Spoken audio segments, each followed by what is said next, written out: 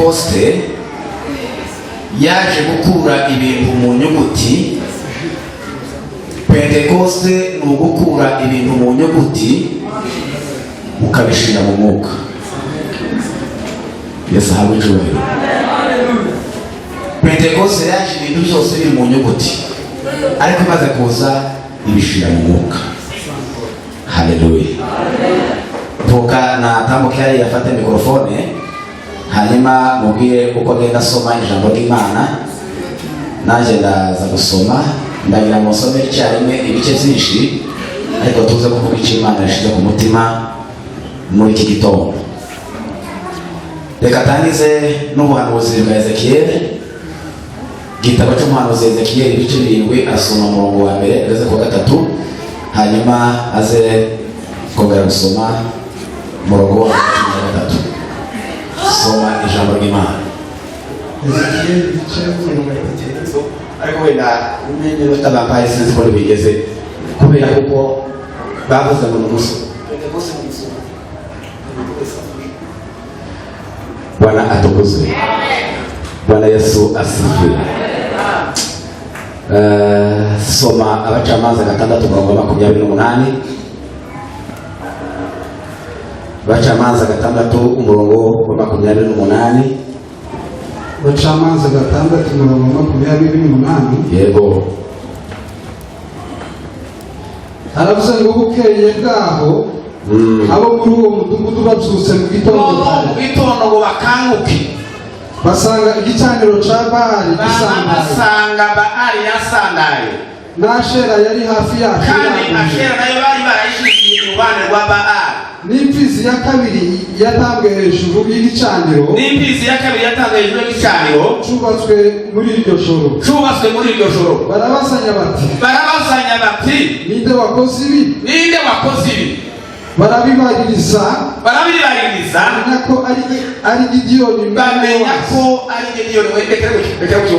Ni ukuvuga ngo umunsi wa Pentekoste niwo munsi wonyine uza utuma umuntu abasha gutema ibigirwamana byose yari yubatse n'ibyo yaratunze. Umunsi wa Pentekoste ni umunsi wo gutema izindi mana zose zo ku ruhande, ukazitema ukakira Imana ya Isirayeli zivuga kandi igakora. Bwana Yesu asifiwe. Ibice 16 n'umurongo wa 13. Samweli wa mbere ibice 16 umurongo wa 13.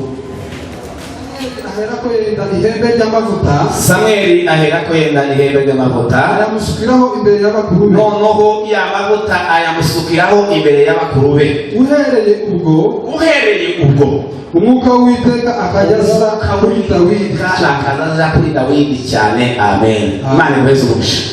Reka nsome urwandiko rw'Abakorinto wa 2 ibice 3 umurongo wa 6. Niho hari teme yacu aha, nubwo nari nsomije bice bindi nibwo kwifashisha aha. Urwandiko Pawulo yandikiye Abakorinto wa 2 ibice 3 umurongo wa 6. Haravuga ngo niyo yatubashishije kuba ababwiriza n'isezerano rishya, batarabe inyuguti, ahubwo ari umwuka, kuko inyuguti yicisha naho umwuka agatanga ubugingo. Amen. Kuko inyuguti igihe cyose iza yicisha, ariko umwuka agatanga ubugingo. Umunsi umwe inyuguti yishe abana babiri barowe, Nadabu na Abihu, baje gutamba ibitambo uko bidakwiriye, baza kuzana ubundi muriro utari umuriro wa Pentekoste, barawuzana ngo baje kuwucomeka gutya, kuko inyuguti yariko yica, inyuguti yitirisha ubwo umuriro ukongo Imana. Basura batwita Imana ibirarone ngo ntuje ku kiyo, ntuje kubera intumbi, ngo ukomeze ukora umurimo wanje, ngo ureke bene wawe bagende baje muhamba bariya abana ntibabarebe. Imana itwe gukura ibintu mu nyuguti tubishire mu mwuka, kuko inyuguti zayicisha umwuka agatanga ubugingo. Sifa kwa Yesu.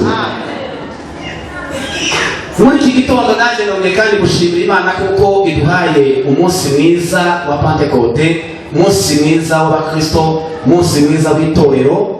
Torero murabizi byavutse umunsi wa Pasika, kuko bivuga ngo Kristo yari byari ku isi z'urupfu rwiwe, bwa bundi aha yakubitwa, aha yicwa, aha ashinyagurirwa, ngo nibwo yari bashikanirwa kugira ngo abibyare. Ariko umunsi wa Pentekoste noneho biza gushirwa ku mugaragaro, biza gutwikururwa, bishirwa habona. Bwana Yesu asifiwe. Bwana Yesu asifiwe. Ndashimira rero Imana kuko tugezeho. Kandi ntabwo ari ukubwiraho kuza kuwizeza gusa, ariko nagira ngo mbabwire kuko kuva umunsi aza, ubundi umunsi wa Pentekoste usobanura ni umunsi wo kwakira umushyitsi musha, ni umunsi wo kwakira uwundi mushyitsi. Anongoneza sasa rohoni wangu, karibu naye natulia, ananitia nguvu, baraka za mbingu, daima nitakaa kwake Yesu. Huyu si mgeni, ni Yesu Mwokozi, sauti yake nzuri najua, ninamfungulia, naona ni Yesu, na siku hiyo sitaisahau. Ninamfungulia, naona ni Yesu, na siku hiyo sitaisahau. Tuzamure data Joel. Haleluya. Umunsi wa Pentekoste ni umunsi wo kwakira umushyitsi musha mu mutima w'umuntu. Umunsi wa Pentekoste ni umunsi w'umuriro. Umunsi wa Pentekoste ni umunsi w'agasako k'Umwuka Wera. Umunsi wa Pentekoste ni umunsi wa transformation, ni umunsi wo guhindura ibintu, ni umunsi ibintu zahindutse. Haleluya. Haleluya. Abashitsi duteranye nabo pastor kubibuka habo, toge kandi kuvuga ngo data akomeza guheza umugisha. Bene data twamenyanye ku munsi w'ejo, Imana yaheza umugisha. Yatubwiye ijambo rikomeye nimugoroba, yavuze ngo Pentekoste ni umunsi wo kuvuga abantu bakumva, kandi ni ibintu bikumva. Bwana atukuzwe. Narivuze kuko Imana yampaye ubutumwa buvuga ngo umunsi wa Pentekoste ni ukuvana ibintu mu nyuguti tukabishira mu mwuka, kuko inyuguti yica ariko umwuka agatanga ubugingo. Imana ihamagara umuhanuzi witwa Ezekiyeli. Ezekiyeli ni umuhanuzi wahamagawe akiri muto. Bibiliya itubwira kuko yahamagawe ngo ari umusore w'imyaka igera kuri 30, yashanywe i Babuloni afite imyaka 25. Bari ku mugezi Kebari, aho bari bari mu buhungiro mu nkambi, aho bari bari hafi y'imigezi y'i Babuloni.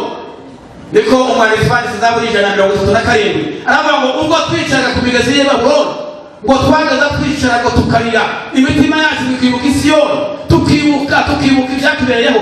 Ariko ngo baraho, Bwana Yesu asifiwe, imyaka 5 ishize ngo hari ku munsi wa gatanu. Yesu hamwe tubahira. Umunsi wa gatanu Imana iramanuka yiyereka Ezekiyeli, imwereka mu shusho zine, ishusho y'ikizu, ishusho y'itare, ishusho y'umwana w'umuntu, n'ishusho y'inka. Ezekiyeli ngo yibona ibintu bikomeye, nibwo yabonye bya bizima bine, ngo abona ko biragenda bizenguruka. Ezekiyeli ngo ahamagara mu gitondo abwira abantu ko turihuta, abwira abantu bati mpuye n'ibintu mbonye Imana, neza mbonye Imana. Haleluya.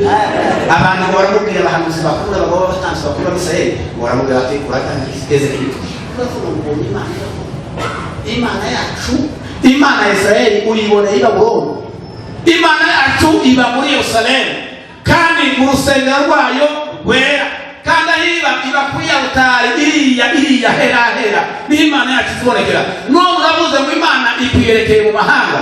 Ezekiyeli aravuga ngo ukuri nabonye Imana. Haleluya. Nabonye Imana. Imana igenda imwereka ibintu byinshi sinongeye kuja kuvuga.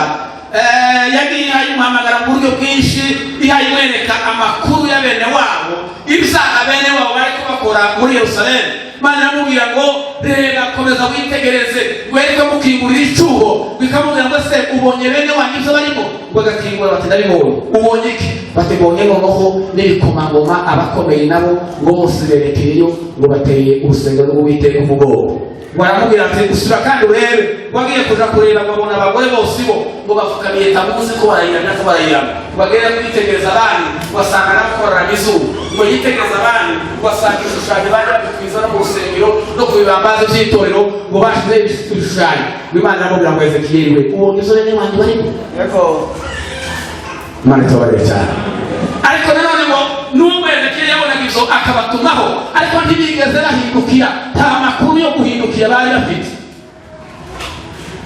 Bwana Yesu asifiwe Imana iramubwira ngo ongera kandi kwisura ku gice cya gatanu ongera kandi ngo uze sibura ngo usure ukora ikindi kimenyetso ndebe kuko ubwoko bwanjye bugaruka biramubwira ngo genda ufate umusatsi wawe ngo uwugabanye mu bice bine uzane iminzani uwugabanye mu bice bine igice cya mbere ugitwikire mu mudugudu hagati igice cya kabiri ugitwikire ku marembo igice cya gatatu ngo nusohoka ngo uzagende ngo ugitumure mu muyaga hejuru ngo numanuke kugeza ikota ariko ngo uzafate igice cya kane ngo gihambire ku kinyita cy'umwambaro wawe Bwana Yesu asifiwe oh haleluya nubwo abantu bose banduye nubwo abantu bose bakoze ibyaha ariko Imana iracyafite bamwe igipfunditse ku kinyita cy'umwambaro wawe sifa kwa Yesu haracyari ko bataribya gusa kandi abo ngabo batari bapfunditse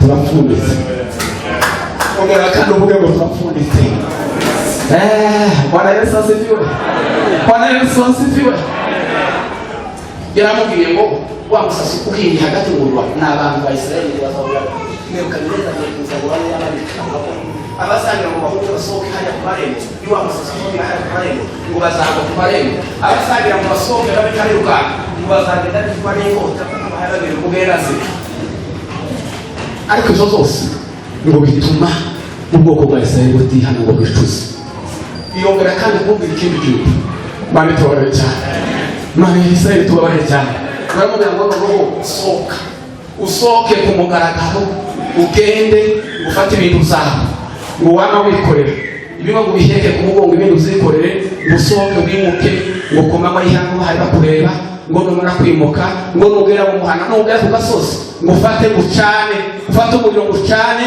ngo numara uzane ngo inyama z'ibihori uzishire mu isafuriya ngo ingwini imara ngitogote n'umuriro cyane ngo kandi nuza kuja kubikora ugenda ufate imyanda y'abantu ugenda yutekesha izo nyama ngo numara uzige Ezekiyeli mwene ngo apfukamire Uwiteka ngo aravuga ngo ayi Uwiteka we mwisho kirazira ntabwo twigeze zizabona n'inyama zatwekeje imyanda y'abantu Mana namubwira ngo kukurize ngo genda ufate ibisheshe z'amaseninka ngo barazutekesha ngo nuhuke nano ngo bagiraga gute abantu bagira gute abantu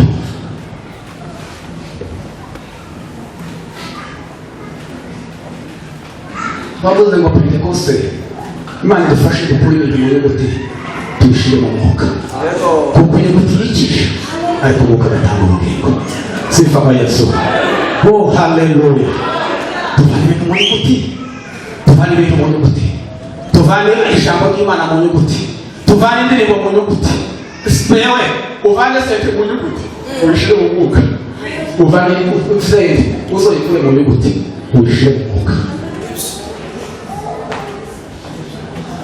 sifa kwa Yesu haleluya gituma ibintu byacu bitagira impact igihe cyose nuko biki mu nyuguti gituma ibintu byacu gusenga kubitera bashaka gukora ibintu mu nyuguti ariko ndabasabira data wo mu ijuru uzi ukora ibitangaza avane ibintu mu nyuguti abishyire mu mbaraga z'umwuka wera w'Imana sifa kwa Yesu Imana idufashe muri kino gihe Imana idufashe imbaraga z'Imana ziza zikura ijambo mu nyuguti tuvane ijambo tuvane ibyanditswe mu nyuguti tubihindure Pentekoste tubihindure imbaraga z'umwuka wera w'Imana zibashe gukora imirimo n'ibitangaza hagati y'abizeye tuvuye mu nyuguti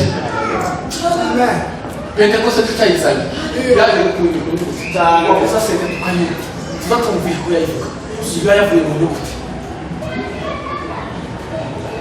kivuza mu iyo kimunyuguti azafuza umunsi umwe w'umuhanga muri buri gihugu cyose iyo kimunyuguti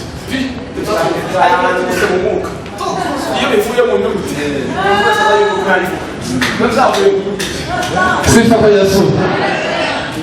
Noneho Ezekiyeli Imana imwereka amagufwa ari mu nyuguti. Imana imwereka mbere gusohora ni mu mwuka, ni kumvuka gusohora kandi sohora ni mu mwuka. Mwiramwe mu gwina kushana mwigiye kuza kumwereka ngo imujana mu kibaya, mwiramubaza ngo ese ubonye iki Ezekiyeli? Ezekiyeli baravuga ngo nta kindi mbonye amagufwa yose ngo yuzuye ikibaya ngo kandi ni menshi cyane. Imana imubaza ikibazo, iramubaza ngo ese Ezekiyeli we ngo aya magufwa ubonye yokongera kandi akagira ubuzima agasubira akabaho? yego ko mwanyumva? Ariko Ezekiyeli we yituba ntiyasubiza ngo yere gushaka uya yamavuga ngo Uwiteka we ngo ni wowe wenyine ubizi. Sifa kwa Yesu. Haleluya. Uwiteka we ni wowe wenyine umenye amakuru.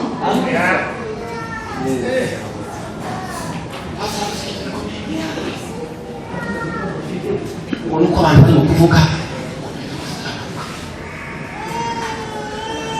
iraza ko umuhanuzi muri kino gihe abahanuzi bari mu Rwanda batataravuga yari kuvuga ngo yari makurubaho, ariko Ezekiyeli yamavuga ngo yayoye ayo makuru sinoyamenye. Data we ni wowe ubizi. Sifa kwa Yesu. Sifa za Yesu. Izo mutarame muza kuvuga ngo Uwiteka we ibyo wewe wenyine ubizi. Bwana Yesu asifiwe. Imana yamubwira ngo noneho wowe mutiri wowe manu gendo kuri bitu gendo kuri amagufwa mu gihugu gendo yakore mu gihugu mureke dukore mu gihugu kugeza ubuzima ibintu turi ubuzima tubivanye mu gihugu. Imana iri bumwe Imana iri kura mu gihugu ikavuga igakomera. Imana yamubwira ngo kuri ibintu mu nyuguti, kura amagufwa mu nyuguti, yakuremo yashyira mu mwuka kugira ngo abashe kubaho. Baramubwira ngo genda uyahanurire uyahe ubuzima. Ezekiyeli barahanura ngo mpanura kuko nagize gute, ngo kuko nategetswe, ngo ngihanura igufa ngo rigenda rishaka ibyabo, igufa ngo rigenda riharira ibyabo. Iyo Pentekoste yamanutse, iyo twakuye ibintu mu nyuguti, amagufwa azahura, amagufwa azayegerana, amagufwa yose akegerana. Haleluya. Muzima ibintu zafaye ibintu zarafafanye. Umuntu wese ngo jeni runaka cyangwa abantu bose ngo naje mubwire ko naje ndagenda kujya ni ukuri ndakari mu nyuguti, ariko ndatakara ngo haleluya kandi cyane haleluya. Pentekoste yonyine ngo kandi ariko bitangaje ibigufa rikaba risanga mwanya wacu igikombe ikaba ari igikombe ije kuyihanga ikahawe ujye umutwe turi ngo twose mbega. Amen. Imana nawe ayiwe tuzende natubwiza we. Haleluya haleluya. Wowe vugini wowe wangara kandi hano Imana idufashe tubona abapasiteri, Imana idufashe tubona abaririmbyi, Imana idufashe tubona ababyeyi, Imana idufashe tubona abasore bahanurira amagufwa kongera kandi bakageza amagufwa ubuzima. Pentekoste yaje gutanga ubuzima ku bintu bipfuye. Guhanura bwa kabiri, guhanura bwa kabiri ngo abona neza ya magufwa, ngo abone imisi iraje ngo abone inyama ziraje zimeze kuri ya misi. Oh haleluya. Kumuranyumva zishaka kavuga bikeya, ariko Pentekoste yacu Imana yatangije yaguye ngo tuvane ibintu mu nyuguti kandi nateguye byose. Pentekoste yari mu cyose muri pastor ntabwo ko gatanga na hebe ko nayisoma ku bintu nyuguti ko nasoma ibirasa cyane ngo dushike akitangi batangira kwigisha n'abana batebe n'amaritegura nishaye hapa pastor hayigisha avuga ngo bacu kwa yaona pote tangira gutegura birasa nazo gushikiria biranga ejo pastor yakoze Daudi na mambo y'ibintu Pentekoste na mambo haleluya.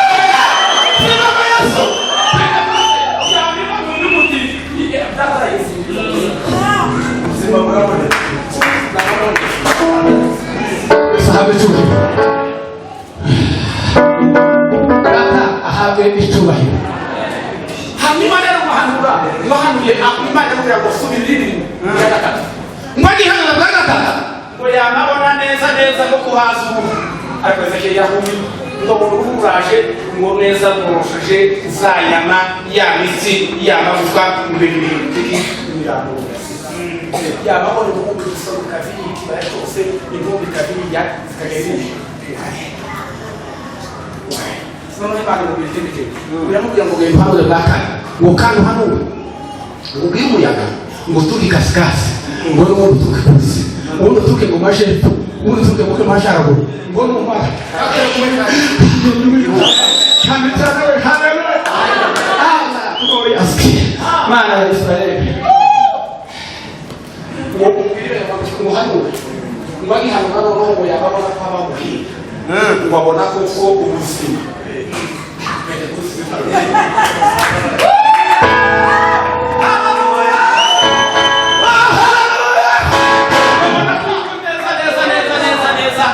ibintu byose bakababona neza kuko intumbi yaba yeruka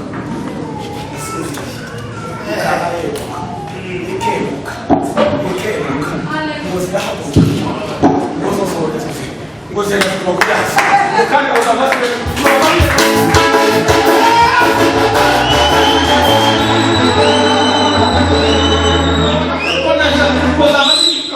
kubatangira kureba ibihugu kubatangira kureba ibihugu Imana idufashe iduheze ibintu zabipfuye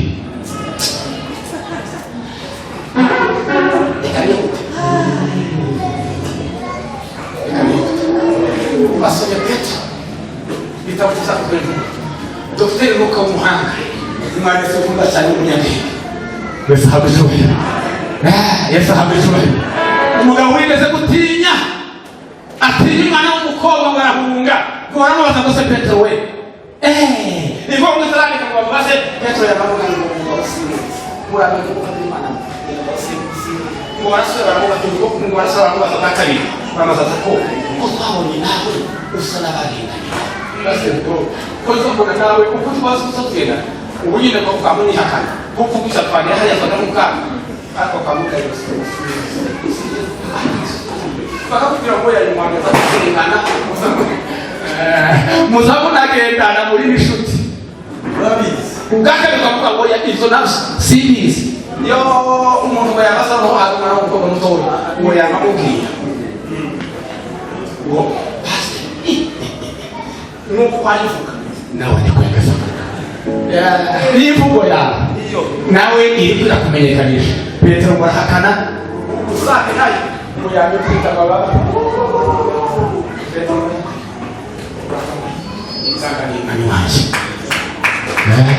Imana itobore cyane Imana itobore cyane ariko ngo umunsi wo gushyira ibintu kuva umunsi umwe ngo abantu ibintu mu nyuguti yego Petero ngo umwuka w'Imana araza akura ibintu mu nyuguti haleluya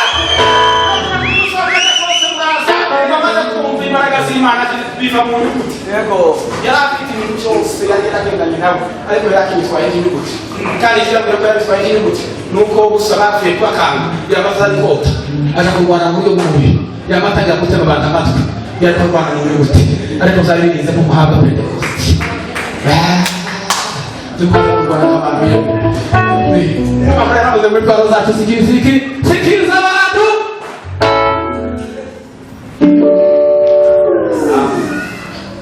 Bwana Yesu atukuzwe kandi cyane batuvuge ngo haleluya irembo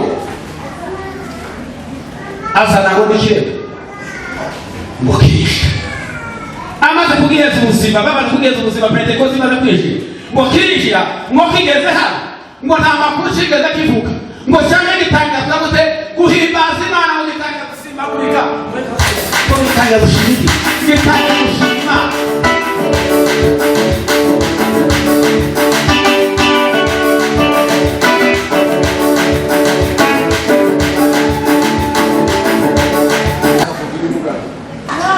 yagira ngo ajya kwisegera ko abandi akitiriza ibimugaye yagira ngo arabasha egira baraza gukora mu Rwanda bakora niba tatanga igice cy'ubushushe akazagabanya iri kibuga ariko Pentecoste bitanga ubuzima tukora ibintu mu mubiri tubishaka mu mwuka tukari mu nyuguti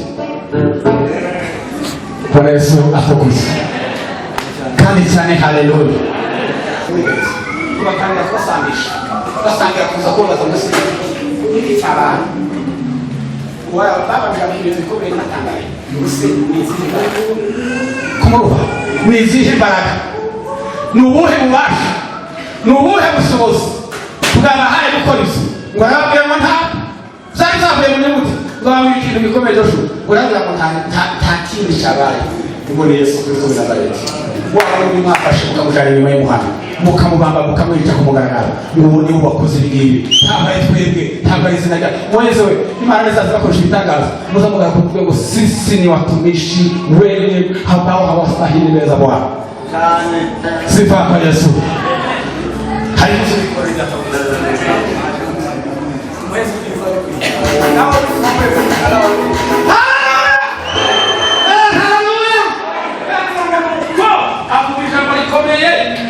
kwa musi wale mazana kuihana ngoma za kuja makuu kwa maneno bareke babiri mtuba bwiza ba Yesu Kristo mushitse munsi araba ngo ni mwihana kandi muhinduke ngo Pentecoste marakuza Pentecoste nziza yuruka kumuntu ufite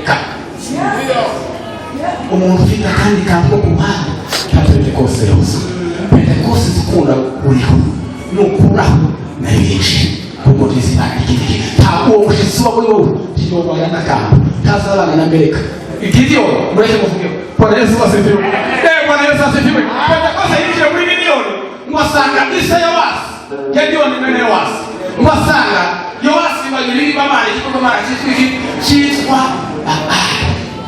mu ruhande ko bari barashize ngo n'iki nashe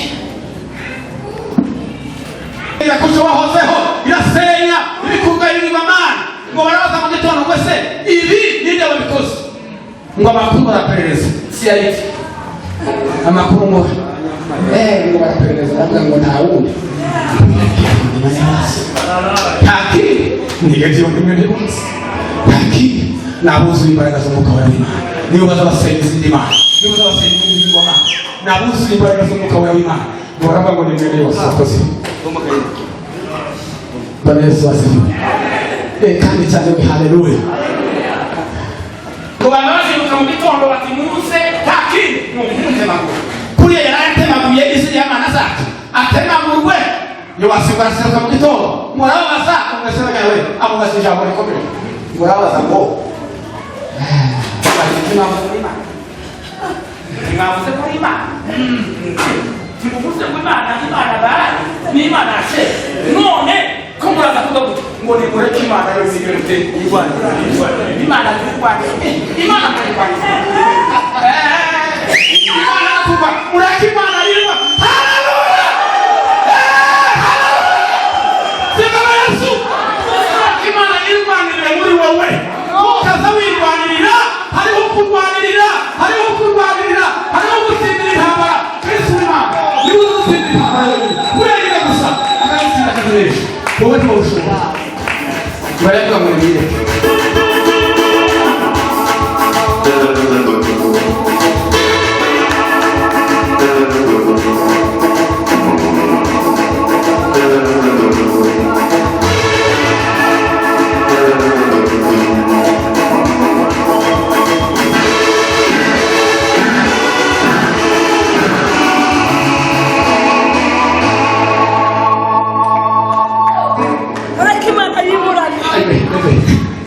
ariko ndaho bakakibaza inje bakanishira uyamara kindi gice cyayo bakaza bakama agikomeza uyamara kugikomeza ngo kigahinduka maka bakaza n'inyama n'umutsima bakazokereza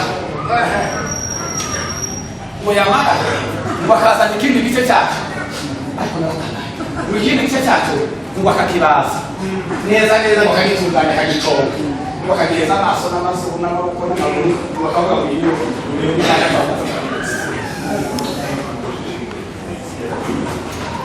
rero ubavuga bari mu nyuguti kandi bihabwa ubuzima buzira Yesu. Sifa kwa Yesu.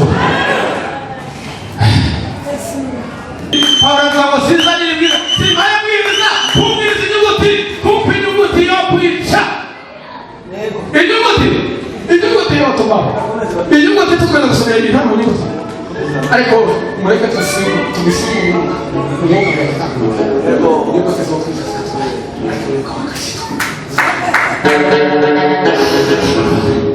sifa kwa Yesu.